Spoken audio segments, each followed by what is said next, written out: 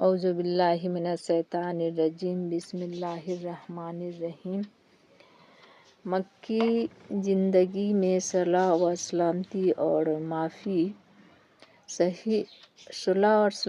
اور معافی یہ ایسی چیز ہے جسے ہر انسان فطری طور پر پسند کرتا ہے۔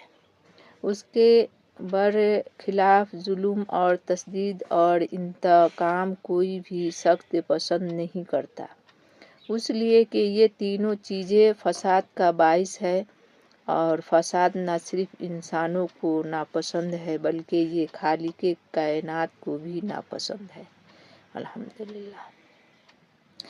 پیغمبر اسلام صلی اللہ علیہ وسلم کی سیرت کو دیکھیں تو مکی زندگی کے زیادہ تر پہلو ایسے نظر آئیں گے جہاں آپ نے صلح و سلامتی اور عفو درگزر سے کام لیا۔ چند نمونہ ملاحظہ ہوں۔ اول، کعبہ شریف کی پہلی تعمیر فرشتوں نے کی، دوسری تعمیر حضرت آدم علیہ السلام نے کی، اور اس کی آخری تعمیر اس وقت ہوئی جب نبی کریم صلی اللہ علیہ وسلم کی عمر 35 سال تھی۔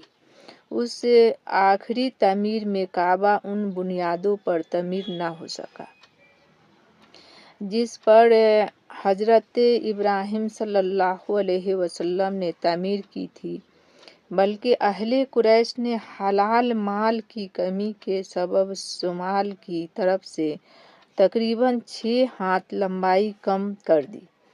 اس کے باوجود کہ قریش اور اہل مکہ مشرک تھے لیکن خود کو دین ابراہیمی کا پیروکار کہتے تھے اور تعمیر کعبہ میں حلال مال استعمال ہو اس کا عقیدہ بھی رکھتے تھے۔ اسی وجہ سے یہ جانتے ہوئے کہ کعبہ کی لمبائی 6 ہاتھ کمی ہو رہی ہے، سب نے بلا اتفاق اس کمی کے ساتھ کعبہ کی تعمیر مکمل کر ڈالی، جس کا غم حضور صلی اللہ علیہ وسلم کو عمر بھر رہا، چونکہ قریش و دیگر اہل مکہ کعبہ کی تعمیر جلدی کرنا چاہتے تھے۔ ایسی صورت میں اگر حضور حلال مال جمع ہونے تک تاخیر کا حکم دیتے تو نئی جنگ کی شروعات ہو جاتی۔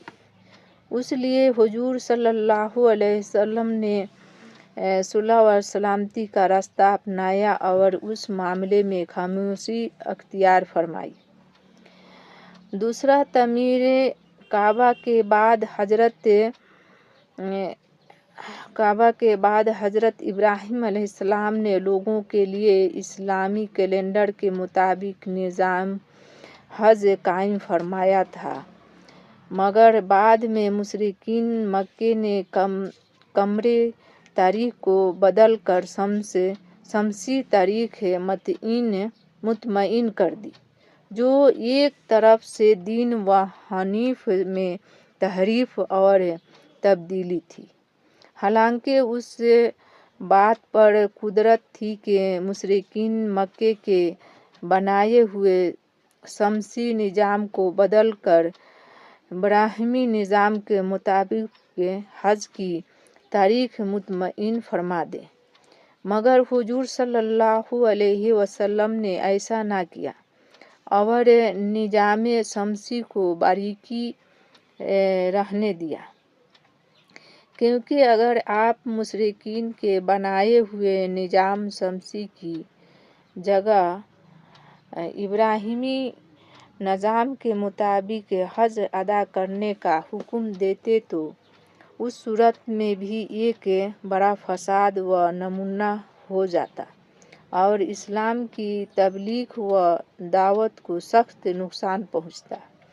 اس لیے آپ اس وقت تک صلاح و سلامتی کا راستہ اختیار کرتے رہے جب تک کہ مکمل طور سے اسلام کو غلبہ نہ حاصل ہو گیا، یعنی اعلان نبوت کے پوری 30 سال بعد حجۃ الوداع کے موقع پر نظام شمسی کی जगह कमरी निज़ाम बहाल हुआ और फिर उस वक्त से ज़िलहज के महीने में हज अदा करने का अमल कमरी तारीख के एतबार से दोबारा बहाल हुआ।